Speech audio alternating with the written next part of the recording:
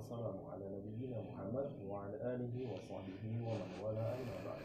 Ikhwatul Islam azani Allah wa yakum, sahabat rahimani wa rahimakumullah. 101.8 Girbas Muslim. Alhamdulillah kita bisa berjumpa kembali di kesempatan malam yang berbahagia ini.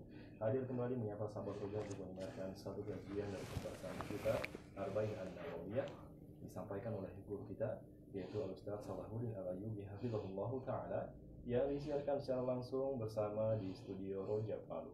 Dan alhamdulillah di tengah-tengah kita telah hadir guru kita. Assalamualaikum warahmatullahi wabarakatuh Ustaz. Assalamualaikum warahmatullahi wabarakatuh. Ahlan wa sahlan Ustaz. Ahlan bika. Khair. Alhamdulillah. Insyaallah di kesempatan malam yang berbahagia ini kembali kita akan hadir dengan tema proses penciptaan manusia. Dan sebelum itu kami juga ingin menyapa terlebih dahulu kepada sahabat Roja. Ahlan wa sahlan. Semoga Allah Subhanahu wa taala memberikan kemudahan taufik untuk kita semua bisa memahami materi yang akan disampaikan oleh guru kita nantinya. Dan untuk mempersingkat waktu Ustaz, langsung saja dengarkan materi dari antum. Tafadhol Ustaz. Barakallahu fiik. Bismillahirrahmanirrahim. Assalamualaikum warahmatullahi wabarakatuh. Alhamdulillahilladzi arsala rasulahu bil huda wa dinil haqq liyudhhirahu 'ala ad-dini kullihi wa kafa billahi shahida. Asyhadu an la ilaha illallah wahdahu la syarika lah iqraran bihi wa tauhidan wa asyhadu anna Muhammadan abduhu wa rasuluhu sallallahu alaihi wa ala alihi wa ashabihi wa sallama tasliman mazida amma ba'du. Segala puji bagi Allah yang telah melimpahkan nikmat dan karunia serta hidayah taufiknya sehingga kita dapat bisa melanjutkan pelajaran taklim kita, yakni membahas kitab Arba'in an-Nawawiyah yang kemarin kita sudah menjelaskan masalah al-hadis yang ketiga, ya, masalah rukun Islam. Sekarang kita akan membahas pada hadis yang keempat, yakni pembahasan penciptaan awal manusia dan takdir. Adapun takdir sudah dijelaskan pada penjelasan rukun iman yang sebelumnya secara rinci insyaallah. Adapun nanti akan kita jelaskan secara mujmal, secara umum saja. Baik, kita akan bacakan hadisnya. Wa an Abi Abdurrahman Abdullah bin Mas'udin radhiyallahu anhu, yakni dari Abu Abdurrahman Abdullah bin Mas'ud, sahabiyun jalil, sahabat yang mulia radhiyallahu anhu, berkata, haddatsana Rasulullah sallallahu alaihi wasallam wa huwa shadiqul masduq. Mengabari kepada kami Rasul sallallahu alaihi wasallam wa huwa shadiqul masduq, dan dialah Nabi sallallahu alaihi wasallam orang yang terpercaya dan selalu dipercayai oleh Allah Subhanahu wa taala. Orang yang benar dan selalu dibenarkan oleh Allah Subhanahu wa taala. Sahabat Abdullah bin Mas'ud mengatakan, wa huwa shadiqul masduq, yakni Nabi sallallahu alaihi wasallam adalah orang yang benar dan selalu dibenarkan oleh Allah Subhanahu wa taala. Disebutkan demikian karena hadis yang akan dibahas yakni tentang hal yang gaib, yakni di mana awal mula penciptaan manusia di dalam rahim seorang ibu dan ditiupkan ruh, di mana ruh adalah sirrullah al-maktum, yakni rahasia Allah Subhanahu wa taala yang tertutup, yang tidak ada yang mengetahui kecuali Allah Subhanahu wa taala. Kemudian redaksi hadisnya, inna ahadakum yujma'u khalquhu fi batni ummihi arba'ina yawman nutfah. Sesungguhnya di antara kalian akan dikumpulkan atau dikumpulkan penciptaannya dalam rahim ibu atau dalam rahim seorang ibu selama 40 hari nutfah. Yakni nutfah itu bertemunya sperma dan sel telur perempuan atau ovum, ya, bertemunya sperma dan ovum yang disebut dengan nutfah. Sungguhnya kalian akan penciptaan kalian terkumpul dalam rahim seorang ibu dalam kadar waktu 40 hari bernama nutfah. Kemudian thumma yakunu fi dzalika alaqatan, kemudian dari nutfah berubah menjadi darah. Alaqah ini yang bergantung. Kemudian setelah menjadi nutfah 40 hari pertama, 40 hari kedua menjadi nutfah, dari nutfah menjadi alaqah, yakni berubah menjadi darah. Thumma yakunu fi dzalika mudghatan mithla dzalika. Kemudian dari alaqah berubah menjadi daging. Daging yang bisa digigit. Madghah daging yang bisa digigit dan dilepeh. Jadi tidak keras, tidak begitu apa? Tidak begitu lunak. Daging yang sudah mulai tumbuh tulang. Ya. Thumma yursalul malak fayanfukhu fihi ruh wa yu'mar bi arba'i kalimat. Kemudian diutus oleh Allah Subhanahu wa taala malaikat yang tugasnya meniupkan ruh di dalam rahim seorang ibu. Kemudian diperintah oleh Allah Subhanahu wa taala untuk menulis 4 perkara, bikat birizkihi wa ajalihi wa amalihi wa syaqiyyun am sa'id. Disuruhlah malaikat tersebut oleh Allah Subhanahu wa taala untuk menulis rizki seorang manusia, ajalnya, amalnya di dunia, wa syaqiyyun am sa'idun, sengsaranya atau bahagianya. Ulama mengatakan bahwasanya sengsara dan bahagianya di sini yang dimaksud adalah di nerakakah dia atau di surga, ataukah dia di surga. Fawalladzi la ilaha ghairuhu, dan demi zat yang tidak ada sesembahan yang hak diibadahi kecuali Allah, inna ahadakum la ya'malu bi amali ahli jannati hatta ma yakunu bainahu wa bainaha illa dhira. Dan sungguhnya ada di antara kalian yang amalan kalian merupakan amalan ahli surga, sehingga di antara diri kalian dan surga hanya sebatas apa? Sehasta. Fayasbiqu alaihil kitab, akan tetapi takdir Allah Subhanahu wa taala mendahuluinya, ya. Takdir berkata lain. Fayamalu bi amali ahli nar. Orang yang beramal ahli surga itu kemudian di akhir hayatnya, ya, kira-kira surga dan dirinya kurang sehasta, dia melakukan amal ahli neraka. Fayadkhuluha, naudzubillah min dzalik, sehingga dia masuk menjadi ahli neraka. Dan ada juga wa inna ahadakum, dan ada juga di antara kalian beramal seperti amalnya ahli neraka sehingga dirinya dan neraka tinggal sehasta. Fayasbiqu alaihil kitab, akan tetapi ketentuan Allah Subhanahu wa taala berkata lain, takdir Allah Subhanahu wa taala mendahului akan hal itu, sehingga dia di akhir hayatnya melakukan amalan ahli surga sehingga dia masuk surga. Rawahul Bukhari. Hadis diriwayatkan Al-Imam Al-Bukhari. Jadi di sini saya akan menjelaskan sedikit, tadi kita sudah terjemahkan tentang siapa Abdullah bin Mas'ud. Abdullah bin Mas'ud radhiyallahu an adalah sahabiyun jalil, ya, sahabat yang mulia. Ya, yang dia merupakan as-sabiqun al-awwalun, sahabat yang termasuk masuk Islam di awal mula. Dan dia termasuk sahabat yang ahli dalam ilmu Al-Qur'an, Awwalu man jahra bil Qur'an, dan dia adalah termasuk yang membaca Al-Qur'an dengan jahar, dengan nampak-nampakan.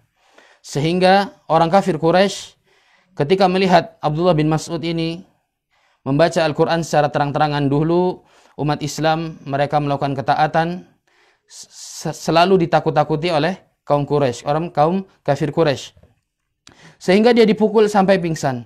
Akan tetapi itu tidak membuatnya jera. Besoknya lagi dia membaca Al-Qur'an secara terang-terangan sehingga dia dipukul lagi sampai pingsan, dan selanjutnya. Ini iman seorang sahabat mulia Abdullah bin Mas'ud, ya. Bagaimana mereka berupaya untuk melakukan ketaatan kepada Allah Subhanahu wa taala walaupun disakiti oleh kafir Quraisy. Dan sangat banyak sekali keutamaan dan faidah yang diambil dari sahabat tersebut. Dan seketika itu juga pernah Rasulullah SAW menyuruh beliau untuk ada suatu keperluan yang beliau Abdullah bin Mas'ud harus naik ke atas pohon sehingga betisnya terlihat, ya. Sehingga para sahabat melihat dan melihat betis, melihat sak, ya, melihat betis Abdullah bin Mas'ud yang kurus, syumuhatu saqaihi, saking kurusnya, ya. Kemudian para sahabat tertawa, dan Rasulullah menimpali, apa yang membuat kalian tertawa, ya. Mimma tadhakun, kata para sahabat, min diqqati saqaihi, saking kurusnya betis Abdullah bin Mas'ud. Apa kata Rasulullah SAW? Lahuma fil mizan athqalu min jabal Uhud, atau kama qala Nabi. Kedua kaki betis Abdullah bin Mas'ud ya di mizan itu lebih berat daripada Jabal Uhud. Itulah apa? Sahabat Nabi sallallahu alaihi wasallam. Maka dari itu ya sering-sering ya kita mendidik anak kita, yang mungkin bisa diambil pelajaran dari dini, dikenalkan oleh apa? Sahabat Nabi sallallahu alaihi wasallam, sahabat yang melihat turunnya wahyu bersama Nabi sallallahu alaihi wasallam. Sahabat Nabi yang selalu melihat peperangan bersama Nabi SAW. Sedih dan gembira Nabi, mereka selalu mendampingi Nabi. Itu yang harus kita ajarkan sejak dini kepada anak-anak kita. Dan tidak ada kejelekan kecuali yang bisa diambil apa? Banyak manfaat dan yang bisa ditiru dari para sahabat. Kemudian inna ahadakum, kita akan masuk ke teks hadis, yujma'u khalquhu fi batni ummihi arba'ina yawman. Ya, di antara kalian ya, di dalam penciptaan manusia ya, di dalam perut ibunya ketika bertemunya sperma dan apa? Ovum selama 40 hari maka akan terbentuk nutfah dalam 40 hari pertama. Thumma yakunu fi dzalika 'alaqah, sehingga berbentuk lagi 40 hari kedua atau 80 hari itu berbentuk apa? 'Alaqah. 'Alaqah yakni darah ya. Itu sudah 80 hari. Selanjutnya thumma yakunu fi dzalika mudghah. Kemudian 40 hari ketiga yakni yang 120 hari berubah dari darah menjadi daging. Qit'atal lahmin, yakni sepotong sekerat daging ya.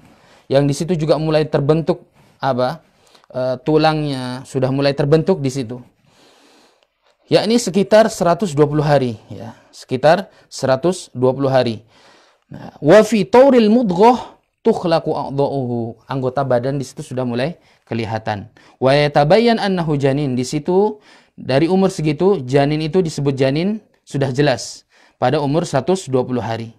Nah, di sini ya, di sini setelah jalan 5 bulan, ya ini kan 4 bulan 120 hari. Jalan 5 bulan, disinilah ditiup apa? Ruh oleh malaikat. Tsumma yursalul malak. Di situ ditiuplah apa? Ditiuplah ruh. Ai mi'ata wa ishrina yauman yursalu ilaihil malak al-muwakkal bil ajinnah. Jadi ada memang malaikat yang khusus mengurusi janin dalam rahim seorang ibu dan meniupkan ruh. Ada memang malaikat yang tugasnya demikian. Thumma yanfukhu fihi ruh. Kemudian ditiuplah ruh di dalam janin tersebut. Apa itu ruh? Di sini Syekh Fauzan mengatakan ar-ruh allati yataharraku biha ruhul hayah. Ruh itu yang menggerakkan badan, ya, yang menggerakkan anggota tubuh, yang menggerakkan tubuh badan. Adapun manusia memahami ruh itu apa? Sangat lemah karena memang sesuai firman Allah Subhanahu wa taala. Wa yas'alunaka 'anir ruh qulir ruhu min amri rabbi. Perkara ruh ini adalah perkara Allah Subhanahu wa taala. Wa ma utitu minal ilmi illa qalila. Dan tidaklah kau diberi ilmu tentang ruh kecuali sedikit. Ya. Dan tidak ada yang mengetahui hakikat ruh. Ruh adalah yang bisa membuat badan tergerak atau hidup biiznillah taala. Apabila telah datang kematian, kharajat hadhihi ruh, maka ruh itu akan keluar. Fayahmadul jism wa yasiru juthah, dan badan pun bisa apa? Hancur, akan tetapi ruh apa? Ruh akan naik. Di sini apa? Bisa kita lihat kesimpulannya bahwasanya penciptaan manusia ya dari fase awal nutfah, pertemuan antara sperma dan ovum, kemudian menjadi alaqah dan mudghah. Ini bisa kita lihat bahwasanya maha kuasa Allah Subhanahu wa taala, maha besar Allah Subhanahu wa taala menciptakan kita ini bukan hanya cuma-cuma. Ya, afa khalaqnakum abathan, apakah kalian mengira bahwasanya penciptaan manusia ini hanya diciptakan begitu saja? Tidak. Kita akan ditanya, kita akan ditanya, kita akan diuji, kita akan ditanya apa yang kita lakukan di dunia. Ya. Maka dari itu tugas kita ya, kita melihat penciptaan Allah Subhanahu wa taala. Yang pertama kita lihat maha besar Allah Subhanahu wa taala ya, yang menciptakan fase demi fase pertumbuhan penciptaan manusia. Yang kedua, kita harus sadar diri akan apa? Tugas kita. Ketika kita diciptakan untuk apa? Yakni untuk beribadah, untuk mentauhidkan Allah Subhanahu wa taala. Maka di sini saya akan kami kumpulkan perkataan ulama, ya, kesimpulan ulama bahwa makanya di sini ada apabila istri ditinggal oleh suaminya, ditinggal mati oleh suaminya, kan di sini ruh ditiupkan pada umur 4 jalan 5 ya, 120. Makanya di situ orang yang istri yang ditinggal mati oleh suaminya diberi masa iddah 4 bulan 10 hari. Agar kenapa? Agar lebih yakin, ya. Agar lebih yakin bahwasanya suaminya tidak meninggalkan anak atau tidak pernah berhubungan terhadap istrinya sehingga ada janin di dalam rahim seorang ibu. Akan tetapi ketika sudah lewat masa iddahnya 4 bulan 10 hari dan tidak ada tanda-tanda kehidupan di dalam rahim seorang ibu, maka dibolehkan oleh ibu tersebut perempuan tersebut menikah lagi. Akan tetapi ketika dilihat dan ternyata ada anak dari bapak yang meninggal tersebut, suaminya tersebut, maka seorang ibu itu harus melahirkan anaknya tersebut baru boleh menikah lagi. Dan juga apabila ada wanita atau seorang ibu yang dia ingin menggugurkan, ya, dan itu dilarang, aborsi sebelum umur 120 hari lewat atau sebelum ruh ditiupkan, itu juga dilarang, itu tidak boleh. Karena walaupun ruh itu belum ditiupkan, tapi penciptaan dari fase demi fase itu bisa merusak ciptaan Allah Subhanahu wa taala, dan itu juga dilarang. Sudah ruh ditiupkan, itu jelas tidak boleh, lebih parah, membunuh hal yang sudah hidup, sudah bernyawa, dan itu haram hukumnya, dan hukumannya jelas termasuk dosa yang besar. Ya, jadi walaupun dia masih nutfah, masih cairan yang kental, bertemunya sperma dan ovum, ketika itu digugurkan itu juga termasuk merusak, dan itu juga diharamkan, apalagi ketika ditiupnya ruh, ya. Apabila ketika ditiupkan ruh. Kecuali jika darurat. Misalnya pada ibu tersebut atau anak tersebut, ya, memiliki penyakit, ya, atau misalnya cacat, harus memang digugurkan. Apabila tidak, maka akan berdampak kesehatannya kepada ibu tersebut atau janin tersebut. Itu kalau sebelum 120 hari. Adapun jika ruh sudah ditiupkan, maka ulama bersepakat, salah satunya Syekh Shalih Utsaimin, itu tidak boleh. Hatta misalnya anak tersebut cacat, naudzubillah min dzalik, atau meninggal, itu tidak boleh ketika sudah umur 4 jalan 5, ketika ruh sudah ditiupkan. Itu juga membunuh, dan termasuk dosa besar. Itu termasuk dosa besar. Makanya semua itu ada ilmunya. Di sini juga orang yang asal menggugurkan kandungan itu disebabkan juga salah satunya zina. Makanya dosa zina itu tidak cukup pada dosanya dia berzina saja, akan tapi terus, ya, merusak hubungan, merusak nasab, ya, dan sampai ketika dia berdosa di salah satu dosa, maka dia akan berdosa di dosa yang lainnya. Itu salah satu dosa zina. Mendekati saja sudah mendosa, apalagi berzina, dan kemudian dia akan melakukan dosa-dosa yang lain seperti menggugurkan. Dan juga dikatakan apakah tergolong nifas, ya. Apakah tergolong nifas? Apakah kalau misalnya menggugurkan sebelum 120 hari atau setelah ruh ditiupkan itu termasuk nifas? Jadi seorang ibu itu tidak boleh sholat, tidak boleh mendatangi suaminya, atau puasa. Dilihat, ya. Dilihat apabila darah yang dikeluarkan itu terbentuk, ya. Terbentuk, maka dihitung nifas. Akan tetapi jika belum terbentuk, itu dinilai dengan darah yang rusak. Jadi tidak terhitung nifas. Itu yang dikumpulkan oleh kesimpulan yang saya kumpulkan dari ulama-ulama yang mengatakan tentang keguguran dan janin tersebut. Dan apakah disolatkan juga apabila ada seorang anak yang dilahirkan atau digugurkan, ya. Dilihat apabila belum seumur 120 hari, maka tidak usah. Akan tapi kalau sudah ruh itu ditiupkan, janin sudah 120 hari, maka tetap disolatkan. Tapi itu juga tidak wajib. Akan tapi apa? Sunnah. Sesuai sabda Nabi SAW, "Wasaqtu yusalli alaihi wa yud'a liwalidayhi bil maghfirati war rahmati." Dan barang siapa yang digugurkan, ya, dan apabila digugurkan dan umur sudah 120 hari, maka wajib disunnahkan disolatkan atasnya dan didoakan kedua orang tuanya. Ya. Kemudian thumma yanfukhu fihi ruh, ya, kemudian ditiupkan oleh malaikat ruh, dan yu'mar bi arba'i kalimat, dan diperintahkan tentang 4 perkara. Dan diperintahkan empat perkara. Yang pertama tentang rizkinya. Yang kedua tentang ajalnya. Yang ketiga tentang amalnya. Dan yang keempat adalah tentang bahagia, celaka, surga atau nerakanya.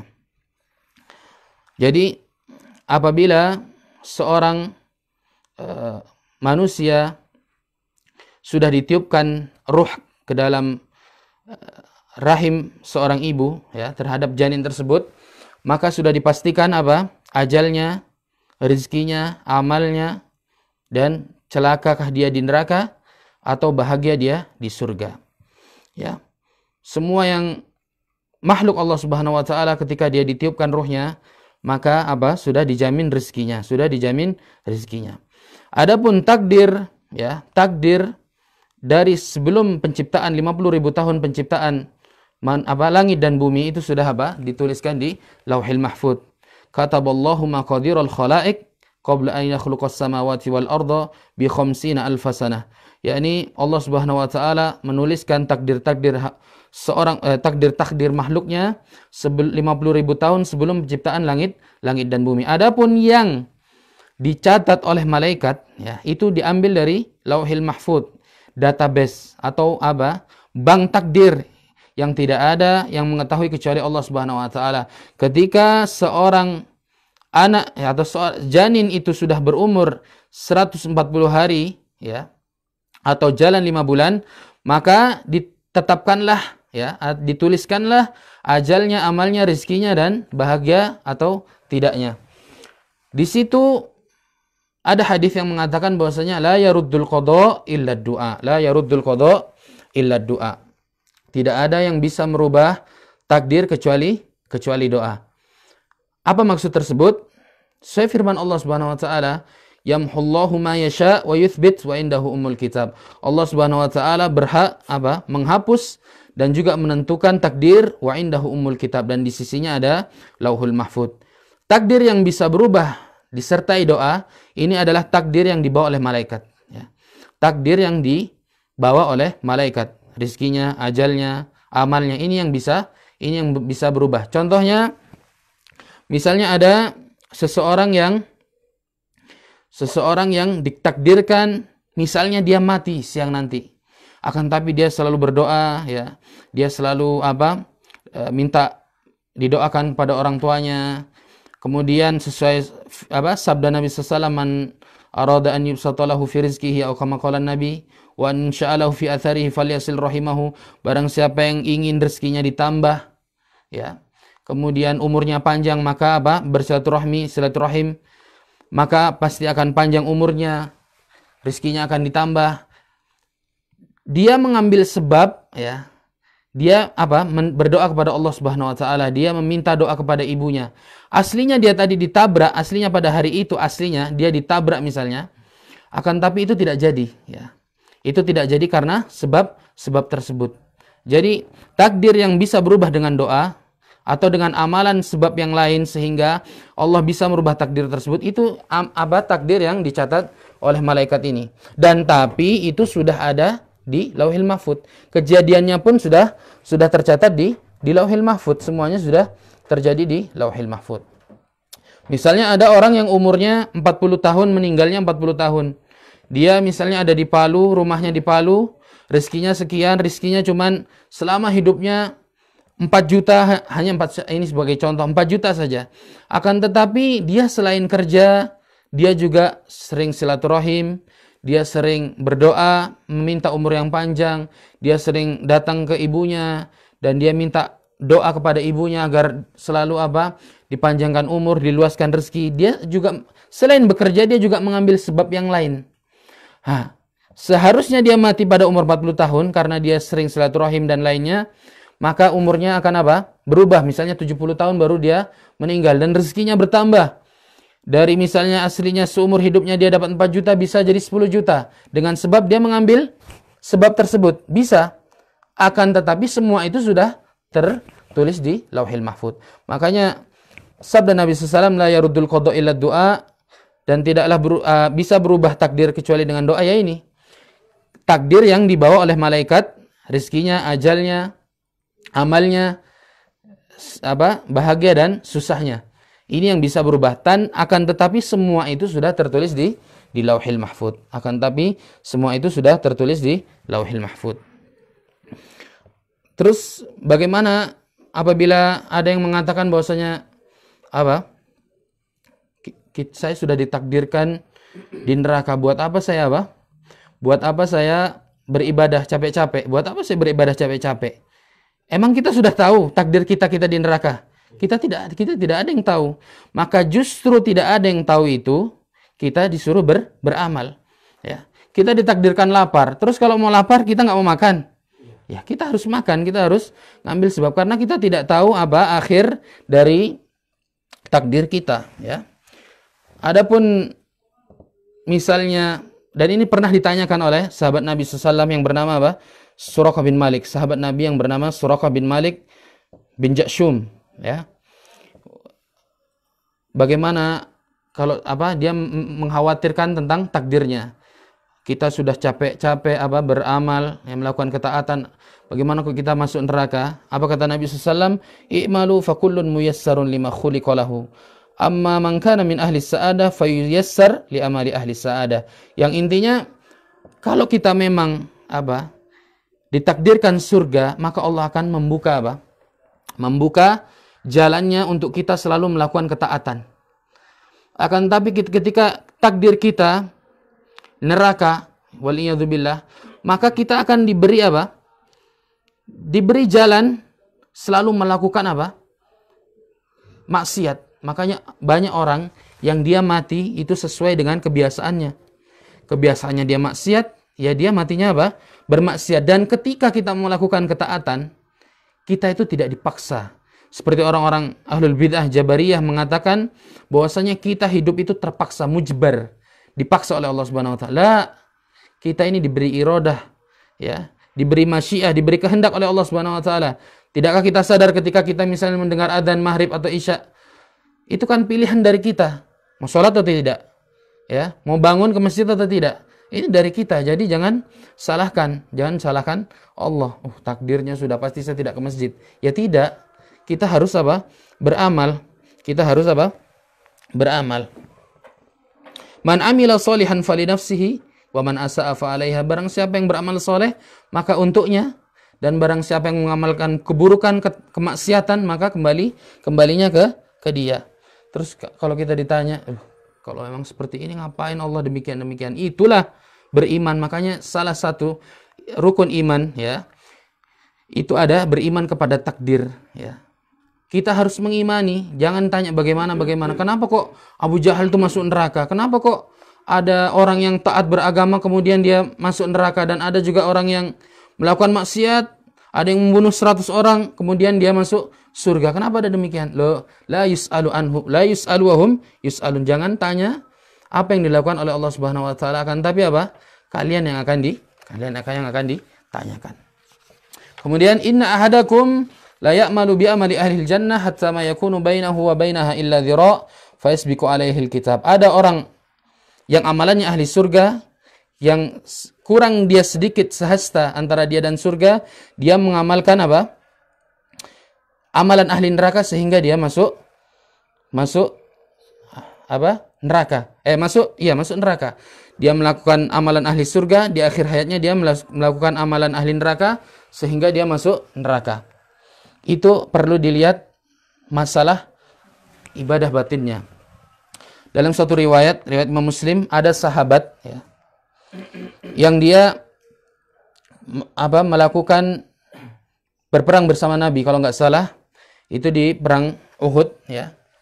Berperang bersama Nabi, kemudian dia melahap habis kaum kafir di situ.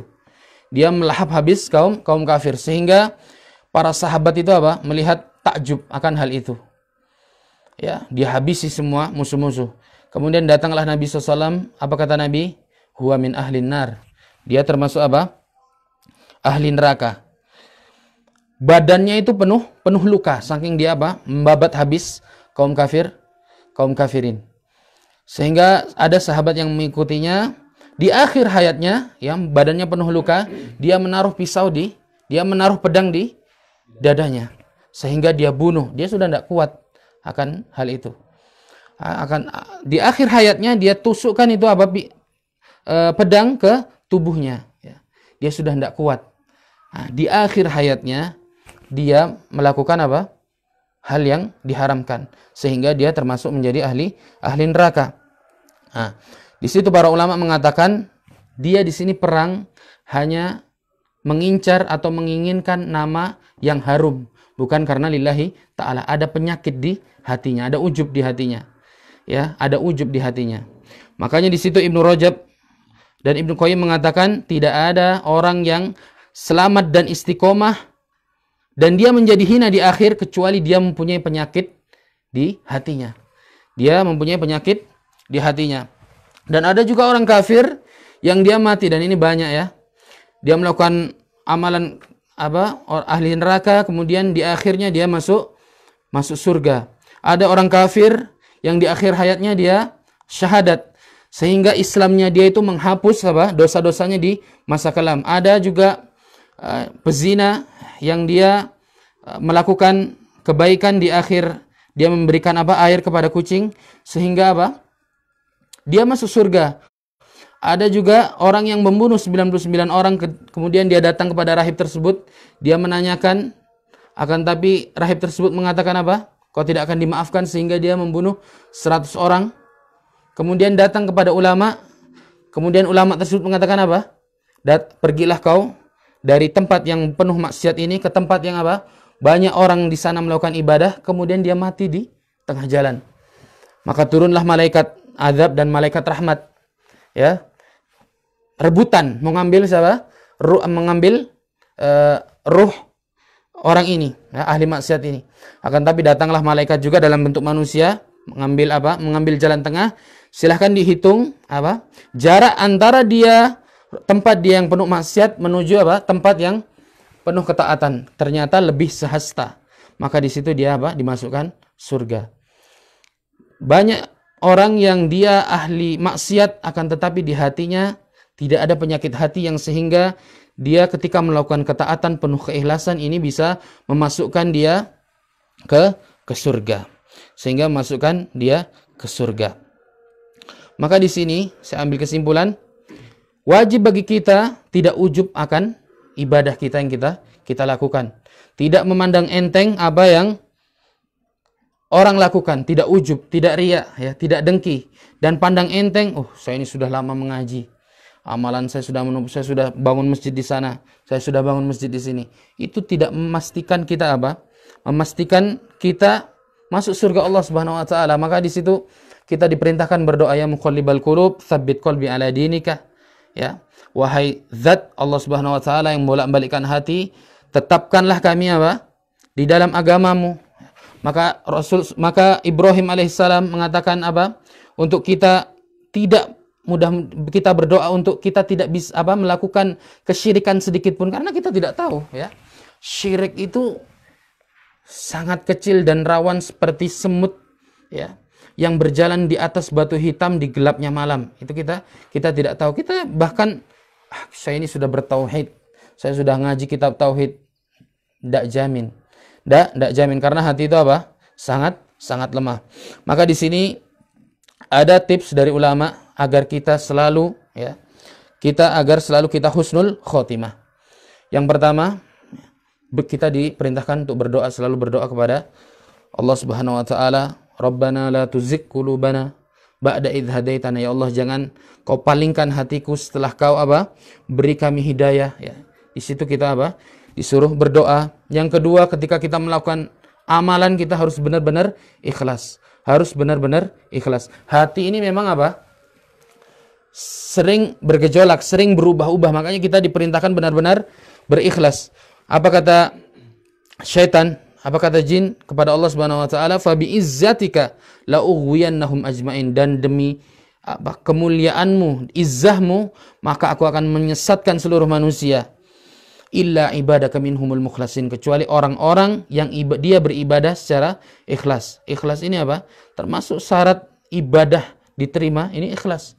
Maka diperintahkan betul kita ikhlas. Dan salah satu syahadat itu maknanya asyhadu alla ilaha illallah. Yang kedua, mutaba'ah. Kita harus melakukan ibadah sesuai tuntunan Nabi SAW. Yang selanjutnya, istiqomah. Ya.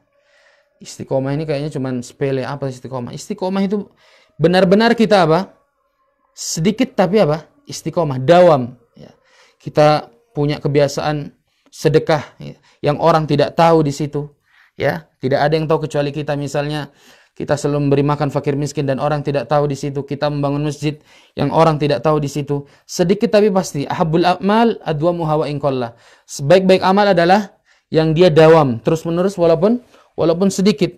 Istiqomah itu karomahnya ahli ibadah zaman ini. Kalau sekarang orang misalnya bisa terbang, ya. Ada juga orang yang ditusuk tidak berdarah, itu sudah biasa. Akan tapi karomahnya ahli ibadah zaman ini adalah istiqomah. Itu yang bisa menuntut manusia insyaallah dimasukkan dalam surga Allah Subhanahu wa taala. Karena ketika manusia selalu melakukan ketaatan, istiqomah, dia jalan terus dalam ketaatan, insyaallah dia tidak akan oleng, ya, tidak akan berpaling. Adapun ketika melaksanakan maksiat terus, kita tidak tahu apakah kita nanti tidur, kemudian kita dicabut, ruh kita dicabut, kita tidak akan tahu. Dan senantiasa kita minta ketetapan. Allahumma inna as'aluka tsabat fil amr. Selalu diberi ketetapan hati, ya. Dan jangan memandang enteng ibadah yang dilakukan orang. Mungkin ini saja yang bisa saya sampaikan. Mudah-mudahan kita bisa lanjutkan di pertemuan yang akan datang. Wabillahi taufik. Wassalamualaikum warahmatullahi wabarakatuh.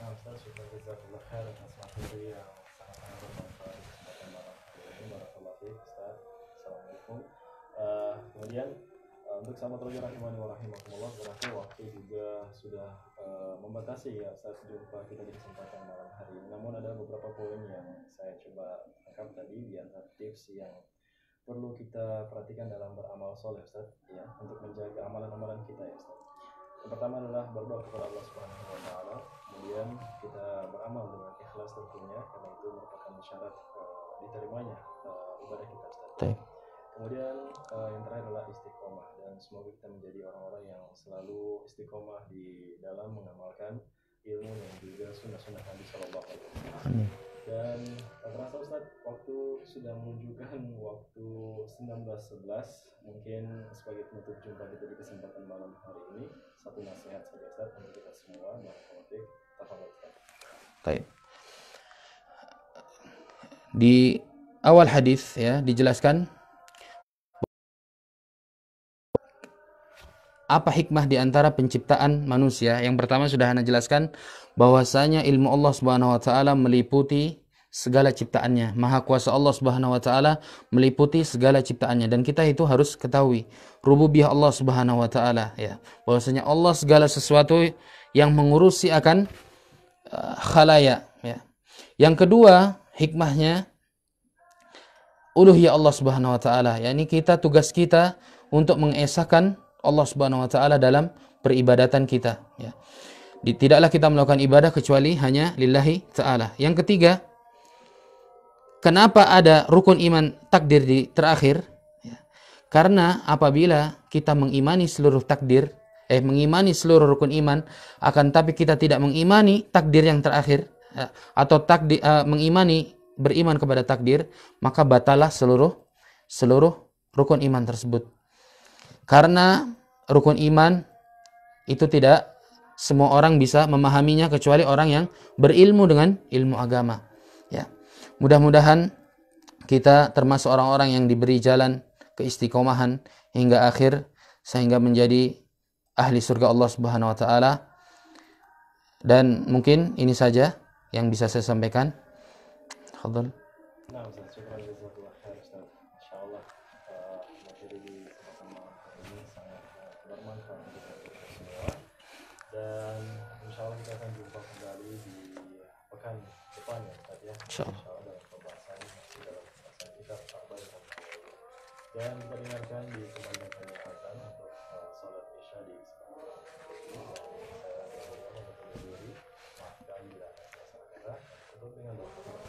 Subhanakallahumma bihamdika asyhadu an la ilaha illa anta. Assalamualaikum warahmatullahi wabarakatuh.